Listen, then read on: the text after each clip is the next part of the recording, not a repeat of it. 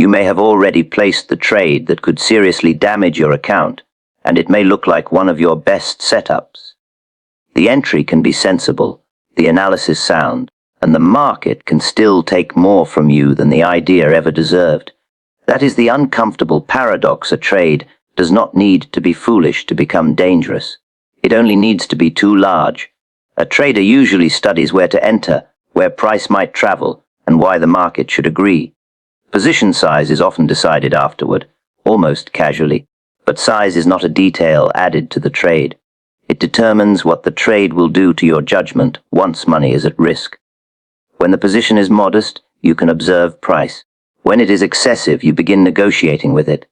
A normal pullback feels like a warning. A valid stop feels intolerable. You take profits early, because relief becomes more valuable than following the plan, or you move the stop because accepting the loss feels too painful. The market has not changed, but your ability to interpret it has. Notice the distinction in your own behavior. Are you watching the structure of the trade, or only the movement of your account balance? Are you responding to new market information, or to the discomfort created by the amount at stake? These reactions are not always failures of discipline. Often, they are evidence that the position was wrong before the first price tick moved against you. This is why one oversized trade can undo the work of several careful trades. The immediate loss is only part of the cost. A large setback changes the next decision. You may become timid when a sound opportunity appears, or aggressive because you feel compelled to recover. One poor sizing decision then reaches forward, influencing trades that have not even been placed. The practical lesson begins before the order is sent. Decide where the trade is proven wrong based on market structure, not based on the amount you hope to lose. Then examine what that distance means for the position you intend to take. If the honest stop creates an unacceptable loss, the answer is not to force the stop closer or assume the market will cooperate. The position must yield to the risk. This does not remove uncertainty. Nothing can. It does something more important. It prevents uncertainty in one trade from becoming a verdict on the entire account. But knowing that size should be smaller is not yet a rule. The real work begins when you separate three things traders routinely confuse: the risk the setup requires, the risk the account can carry, and the risk your emotions will try to renegotiate after entry. That distinction is where the position sizing rule begins. The market does not need to take everything from you at once to place the account in danger. It only needs to take enough that recovery becomes a different kind of task. A loss changes the base from which every future gain must work, and the arithmetic becomes less forgiving as the damage grows. Consider a hypothetical account that falls 10%. It then needs an 11.1% gain on the remaining capital to return to its starting point. After a 25% loss, the required recovery becomes 33.3%. After a 50% loss, the account must double merely to get back to even. The decline and the recovery may look equal on a chart, but they are not equal in consequence. That asymmetry is why the first sizing decision belongs at the account level. Before you examine any opportunity, you need to know the largest loss that one trade is allowed to create. This is not a prediction about what the trade will lose. It is a boundary describing what the account must never be asked to absorb from a single decision. Without that boundary, position size tends to begin with possibility. You see how far the market might move, imagine the reward, and then decide what exposure seems worthwhile. The account is left to accept whatever damage follows from that choice. Once the loss ceiling is established first, the order changes. The account defines the limit, and every proposed trade must remain inside it. There is no responsible universal percentage that fits every trader. Capital differs in purpose, experience, and capacity for drawdown. A percentage that is tolerable for one account may be completely unsuitable for another. The principle is more important than pretending one number has authority everywhere. The full permitted loss must leave the account able to continue without requiring new funds, reckless recovery, or the abandonment of necessary financial limits. The ceiling should also be based on current equity, not on what the account once held. If capital declines while the permitted dollar loss remains fixed, Each new trade risks a larger share of what is left. That causes exposure to rise precisely when the account has less ability to carry it. Recalculating from current equity makes the risk contract with the capital, placing a natural brake on further damage. Treat this ceiling as a maximum, not a quota. You are not required to use all of it. Its purpose is to reject any proposed exposure capable of making one uncertain outcome disproportionately important. Before an order is considered, write down the current account value and the maximum amount one trade may remove. If the proposed loss exceeds that amount, the position is too large under the rule. The opportunity does not overrule the boundary. That sounds clear when no trade is present. The difficulty begins when an opportunity appears unusually persuasive, because the mind quickly finds reasons why this particular trade deserves an exception. And that is where the next weakness in position sizing enters. The exception rarely arrives looking reckless. It arrives as superior analysis. The pattern is clean, the news supports it, and several independent facts appear to point in the same direction. Because the trade looks better than usual, a larger position begins to feel reasonable. But confidence and risk are not measuring the same thing. Confidence describes your present interpretation of incomplete information. Risk describes what happens if that interpretation fails. One can rise without the other falling. You may understand the situation well and still face an outcome you did not anticipate. A strong premise does not control the market's response. Hypothetically, a company can report excellent results and still decline because traders expected even more, because the good news was already reflected in the price, or because larger holders used the announcement to sell. Your facts may be accurate while your conclusion about the next move is wrong. The market is under no obligation to react according to the clarity of your reasoning. This is where conviction becomes dangerous. The trader takes evidence that supports participation and treats it as permission for greater exposure. The logic quietly changes from "this trade qualifies" to "this trade deserves an exception." If the position succeeds, the exception appears justified. That makes the next exception easier, until sizing is governed less by policy and more by the strength of the current story. The proper role of conviction is narrower. It can help determine whether an opportunity meets your standards. It can justify waiting for clearer conditions or passing when the evidence is weak. What it cannot do is convert uncertainty into certainty. A high-quality setup remains a probability, and a probability still contains failure.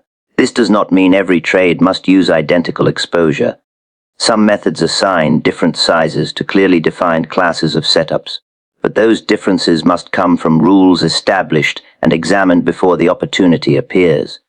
If greater size is allowed only after the trader has become excited by the present trade, the method is not controlling the decision. The decision is rewriting the method. Before increasing exposure, ask one precise question: what written condition authorizes the increase? Not what makes the trade attractive. Not how many signals agree. What condition, defined in advance, permits more capital to be placed at risk? If the answer is merely that this opportunity looks exceptional, then the increase rests on confidence alone. You can make the separation practical by treating entry selection and risk permission as two different decisions. First, determine whether the trade qualifies. Then apply the permitted risk independently of how persuasive the idea feels.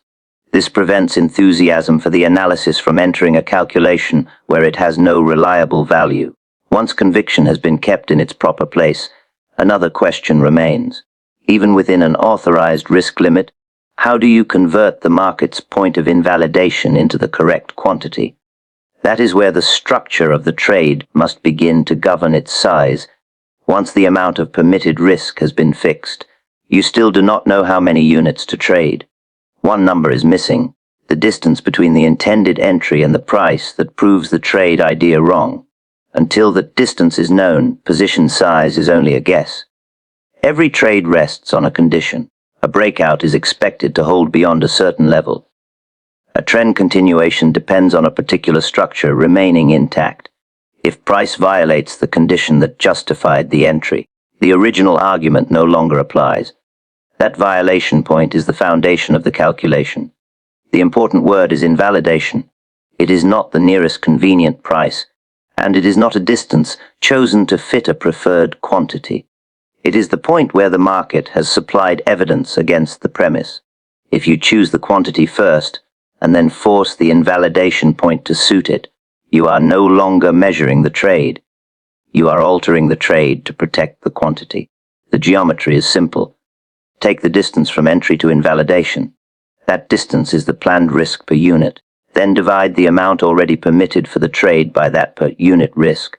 The result is the maximum quantity the trade can carry under those assumptions. Suppose, hypothetically, that the permitted loss is 400.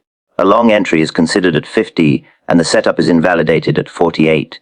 The planned risk is $2 per share, so the calculation allows 200 shares. If the same entry requires an invalidation point at 46, the risk becomes $4 per share and the quantity falls to 100 shares. The market distance has doubled, so the exposure must be cut in half if the planned loss is to remain unchanged. This reveals something traders often misread. A wider invalidation point does not automatically create greater account risk. It creates greater risk per unit. When quantity is reduced correctly, the total planned loss can remain the same. In the same way, a narrow invalidation point is not automatically safer. If it permits a much larger position, the account may still be carrying the full authorized risk. A falsely narrow point creates another problem. Price can move against the entry without damaging the original market structure. If the invalidation level sits inside ordinary movement, the trade may be closed even though its premise remains valid. The calculation may be mathematically correct, but it is built on a price level with no analytical meaning. Accurate arithmetic cannot repair an arbitrary assumption. Before calculating quantity, state the trade premise in one clear sentence. Then identify the specific price behavior that would contradict it. Only after that should you measure the distance and divide the permitted loss by the risk per unit. This order keeps the market logic independent from the desired exposure. If no clear invalidation point can be identified, then no defensible quantity can be calculated. Unclear risk has not been made safe merely because a number was entered into an order ticket. Yet even a sound calculation can produce an awkward answer. The permitted quantity may be smaller than one contract, fall between available lot sizes, or be impossible to trade in the chosen instrument. At that point, the problem is no longer the formula. It is whether the instrument can express the risk the account requires. A sizing formula can be correct and still leave no valid trade. The calculation may produce a quantity the market does not sell. You can calculate half a contract, a fraction of an options contract, or a number that falls between the permitted lot increments. The arithmetic is continuous. Trading instruments are often not. This difference matters because the smallest available unit can already carry too much risk. Suppose, hypothetically, that the calculation permits 6/10 of a futures contract. The exchange will not accept that order. If one full contract would risk $3 while the permitted amount is 600, rounding up does not make the answer practical.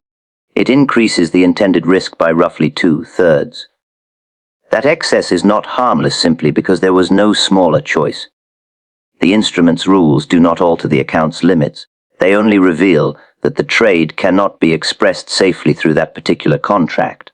A sound market idea and a suitable account position are separate matters. This is where traders sometimes treat rounding as an administrative detail. But rounding is a risk decision. When an instrument permits smaller increments, the quantity must be brought down to the nearest tradable amount that remains within the permitted exposure. Moving upward crosses the boundary. The difference may appear small in shares and become substantial in contracts with large multipliers. Contract multipliers deserve particular attention because the quoted market movement may look modest while the monetary movement per contract is much larger. The screen shows points or ticks, but the account experiences currency. Unless the point value, tick value, and contract multiplier are understood, the trader does not yet know the real size of the unit being purchased. A smaller version of the instrument may solve the problem. Some markets offer micro or reduced size contracts that divide the same general exposure into finer units. In the hypothetical example, If a smaller contract carried 1/10 of the standard contract's risk under the same trade conditions, 6 smaller contracts could express the intended 600 exposure more closely. But a smaller alternative should not be assumed to be identical merely because its name is similar. Its specifications must be checked directly. The unit value, trading hours, expiration terms, and order increments determine whether it truly provides the exposure being sought. Position sizing depends on the contract that will actually be traded, not on a familiar label. When no sufficiently small unit exists, the correct quantity is not automatically 1. It may be 0. That is not a judgment about the quality of the opportunity. It is a recognition that the available instrument is too coarse for the account's risk limit. A trade can be valid in the market and still be unavailable to a particular account. The application is mechanical. Record the theoretical quantity, the instrument's minimum unit, and its permitted increment. Then choose the largest tradable quantity that does not exceed the calculated amount. If the smallest unit is already too large, look for a genuinely smaller equivalent. If none exists, the account cannot take that trade under the rule. Now the position has passed another test. It can be expressed in units the market accepts. But the calculation still rests on a quiet assumption that when the exit is required, the market will provide a price near the one you planned. A stop can be placed at an exact price, yet the loss can remain uncertain. The order records where you want the exit process to begin.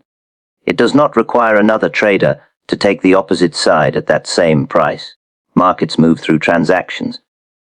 If buyers and sellers are available at each level, an exit may occur close to the intended point. But when new information changes value suddenly, trading can jump from one price to another. The prices between them may appear on the chart as empty space because no transaction occurred there. An order cannot fill where no market exists. The type of stop does not remove this conflict. A stop market order generally prioritizes getting out after activation, but it does not guarantee the execution price. A stop limit order restricts the acceptable price, but that restriction can prevent execution altogether. One order accepts price uncertainty, the other accepts the possibility of remaining in the position. The trader must understand which risk the order carries. Imagine, hypothetically, that a stock closes at $4 with a protective stop at 38.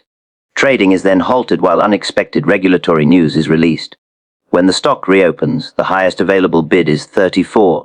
The order at 38 could not protect the account at 38 because no buyer was available there. The planned loss was based on a continuous path, while the market delivered a discontinuous one. A gap is the clearest example, but the same problem can appear during active trading. When liquidity thins, the available quantity at the best price may be small. A sell order can consume that bid and continue into lower prices until the entire position is filled. The larger the order relative to available demand, the more execution can spread across several levels. Position size therefore affects not only how much is lost per price movement, but also the price at which the exit can be completed. This changes the meaning of planned risk. The amount calculated from entry to stop is a baseline under an assumed execution. It is not a maximum enforced by the market. If the trade is exposed to overnight news, scheduled announcements, trading halts, thin order books, or sudden repricing, the true loss can extend beyond that baseline. The practical response begins by separating ordinary conditions from discontinuous conditions. Before carrying a position, identify when the instrument may trade without continuous price discovery. Ask whether the position will remain open through a market close, a known announcement, or a period when participation normally declines. Then consider whether the intended size remains tolerable if the first executable price is meaningfully worse than the stop. A stress exit can be used for this purpose. It is not a forecast, and it cannot describe the worst possible outcome. It is a deliberately less favorable price used to test the position against conditions the ordinary calculation ignores. If that stress case creates unacceptable damage, the exposure can be reduced, the event can be avoided, or the trade can be left alone. The decision is made before liquidity becomes urgent. No order instruction can create a buyer where none is willing to trade. Position sizing must therefore respect the difference between a price written in a plan and a price available in the market. Yet execution risk is only one way apparent control can become misleading. A broker may allow you to command an exposure far larger than the cash committed to it, and that permission introduces a different danger, one hidden inside the meaning of margin itself. Margin creates an illusion because the number shown by the broker is smaller than the market exposure it controls. The position appears affordable, yet its gains and losses are determined by the larger exposure, not by the collateral required to open it. These are two different measurements. Margin answers the broker's question: how much capital must be set aside before this position is allowed? It does not answer the trader's question: how much account equity is exposed when the market moves? Confusing those questions turns buying power into a substitute for risk analysis. Suppose, hypothetically, that an account contains 10,000 and a leveraged instrument allows 50,000 of market exposure. A 2% adverse move in that exposure represents 4,000. The market moved only 2%, but the account lost 10% of its equity before fees or other effects. The apparent size was the margin committed. The effective size was the value being controlled. This is why a modest price movement can create a severe account movement. Leverage does not make the market more volatile. It magnifies the account's response to the volatility already present. The instrument moves according to its own market. The account absorbs that movement according to the amount of exposure attached to each unit of capital. Margin is also a changing condition. Initial margin may allow the position to be opened, while maintenance margin determines how much equity must remain for it to stay open. As losses reduce equity, the account's margin cushion contracts. If the cushion becomes insufficient, the broker may restrict new orders, demand additional funds, or liquidate positions under its own rules. That forced action serves the broker's need to control credit risk. It is not designed to preserve the trader's market reasoning. A position can therefore be closed because the account no longer satisfies a financing condition, not because the original trade premise has reached its natural end. When leverage is excessive, the broker can gain control of the exit decision. Available buying power should therefore be read as a boundary imposed by the platform, never as a recommended position size. The fact that an order is accepted proves only that the account meets the broker's current requirement. It does not prove that the exposure is appropriate, durable, or consistent with the trader's risk rules. Before using a leveraged instrument, identify its full notional exposure. Then calculate what a 1 point or 1% movement means in account currency. Examine the initial margin, the maintenance requirement, and the equity level at which restrictions or liquidation can begin. These figures reveal the relationship between market movement and account pressure more honestly than the buying power display. A position should remain within the risk rule when measured by its full economic exposure, not by the smaller deposit used to obtain it. It also needs enough uncommitted equity that an ordinary adverse movement does not immediately turn a market decision into a financing emergency. If the position requires nearly all available margin, the broker's threshold is already too close to the trade. But even when the initial exposure is contained, that measurement is valid only while the position remains unchanged. One additional fill alters quantity, average price, and total risk, and a trade that began within its limits can grow beyond them one addition at a time. A position can begin at the correct size and become dangerous without any single order appearing large. The change happens through accumulation. Each addition looks like a separate decision, but the account carries the result as one combined exposure. The order ticket encourages you to think in fills. The first entry has one quantity, the second has another, and each appears manageable when viewed alone. Risk does not remain separated that way. If all units depend on the same market idea, their possible outcomes must be added together.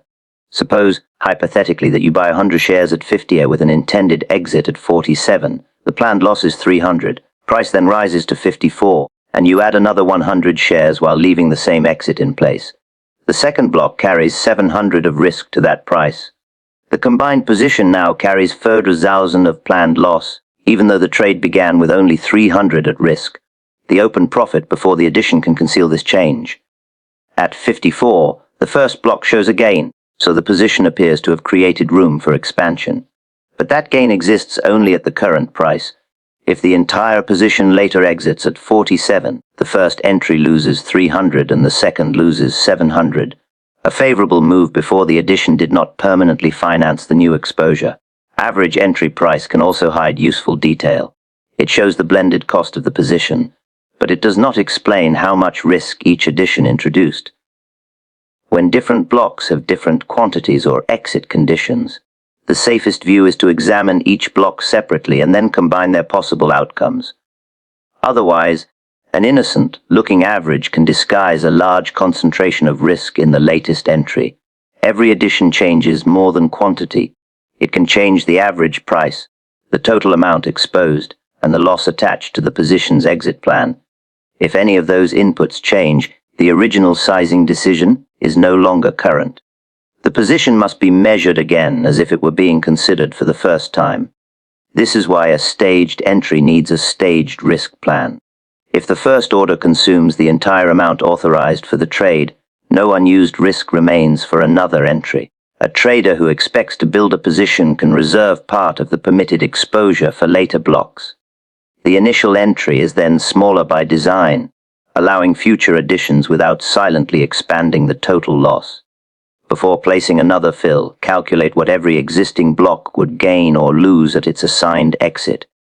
Then include the proposed block and add the outcomes together.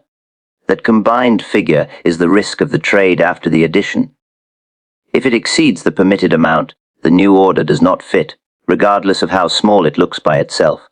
The same recalculation applies after a partial exit. Reducing quantity may lower total exposure, while changing the remaining exit conditions may alter it again. The current risk is determined by what remains now, not by the position as it existed at the first entry. This turns scaling from a sequence of isolated orders into the management of one changing position. But exposure can accumulate in a less visible way as well. The account may hold several different symbols, each properly sized on its own, while all of them depend on the same underlying force. A portfolio can contain several symbols and still hold only one opinion. Different names create the appearance of separation, but if they respond to the same force, the account is carrying a concentrated bet beneath the surface. A chip manufacturer, a semiconductor equipment supplier, and a semiconductor exchange traded fund are different securities. Yet all three may depend heavily on the same industry cycle, the same demand outlook, and the same flow of capital into the sector. Holding all three can reduce company-specific exposure, but it does not remove exposure to the common theme. Suppose, hypothetically, that each position is allowed to lose 400 on its own. Viewed one ticket at a time, each trade follows the rule. But if one sector-wide announcement can damage all three together, the account may have first 200 linked to the same event. The individual positions are controlled. The underlying opinion is not. This connection often remains quiet under normal conditions. One stock may rise while another pauses, making their movements appear independent. When a common catalyst arrives, that independence can disappear. Investors may sell the entire group, index funds may reduce exposure across all members, and several positions can move against the account at the same time. Correlation is therefore conditional. It need not be strong every day to matter. The important question is whether the positions are likely to become related during the event that causes loss. Diversification that exists in calm trading may offer little protection when the same economic force reaches every holding. The next trade must be judged by what it adds to the account, not only by what it risks alone. If you already hold two positions exposed to the same driver, a third position is not beginning from zero. It is increasing an existing concentration. Its standalone size may be acceptable while its marginal effect on the portfolio is not. To see this clearly, identify the main condition each open position depends on. It may be interest rates, energy prices, currency direction, consumer demand, one industry cycle, or broad index strength. Then ask what single development could damage several positions together. When multiple trades share the same answer, They belong to the same risk cluster. The cluster can then be tested as one exposure. Estimate what the combined positions could lose if that common driver turns against them. This does not require assuming every security will move identically. It requires recognizing that their losses may arrive together, which is the condition the account must be able to carry. Set a limit on the total risk assigned to one common driver. Every new position that joins that cluster must fit inside the remaining capacity. If the cluster is already full, the next trade must be reduced, replace existing exposure, or be left alone. The fact that it carries a different ticker does not create new risk capacity. This changes portfolio inspection from counting positions to tracing causes.